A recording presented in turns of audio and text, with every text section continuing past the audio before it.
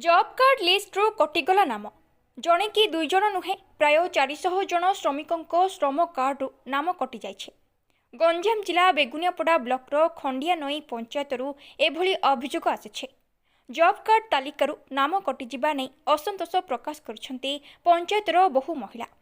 सोमवार पूर्वाह्न खंडिया नई ग्राम पंचायत कार्यालय घेराव करने सह एने प्रतिवाद करिसेंती बहु महिला। उद्देश्यमूलक भावे सेमानंको नाम को बाद दिया जाइछि बोली अभियोग करिसेंते।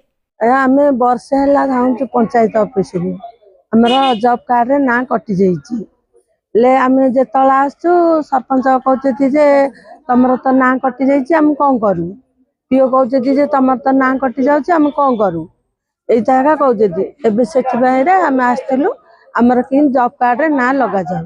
आगुरु आगे हमर केबुरु अछि लागिछि जॉब कार्ड गांधी योजना रे एठे लागिथिला हले भी जॉब कार्ड हमर कुंभारा गाड़िया रे भी जॉब कार्ड लागिथिला आउरी गाड़िया पथर रे भी जॉब कार्ड लागिथिला किंतु एबे वर्ष हला हमर ना काटि दिछि। मोर जॉब कार्ड कटि जाई आज्ञा आउ जानी सुनी काटि दैछंती तेनु करी आमे आसी अभियोग देबा पई आमे दीर्घ 2 मास हला धाउछु पंचायत को कोनोसी जॉब कार्ड चालू होउनी।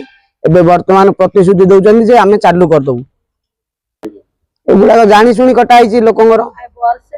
हाँ आगुरी बहुत थर कम करते कम बर्तमान 2-3 मास कि 4 मास है काटी गला वर्ष आमर कम होनी खंडिया नई ए वर्ष कटी।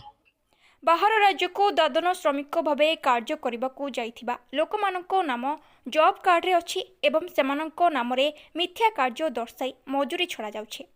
किंतु आमे काम करूछु किंतु काहेकि आम नाम जॉब कार्ड रु बाद दिया जाइछि बोली पंचायत कार्यनिर्वाही अधिकारी पाखरे अभियोग करिसेंती महिला माने। तुरंत समस्तंको नाम जोड़िबाकू दाबी करछन्ते। सेपटे एने पंचायत कार्यनिर्वाही अधिकारी प्रदीप कुमार दास कहिसेंती एबीपीएस सिस्टम रे कटि जाइछि एथिरे आमर कोनोसी संपृक्ति नाही रिन्युअल करी पुणी संजोग कराजिबो बोली से कहिसेंते। कोदलरू कृष्णचंद्र पोलाईଙ୍କ रिपोर्ट भाइराल न्यूज।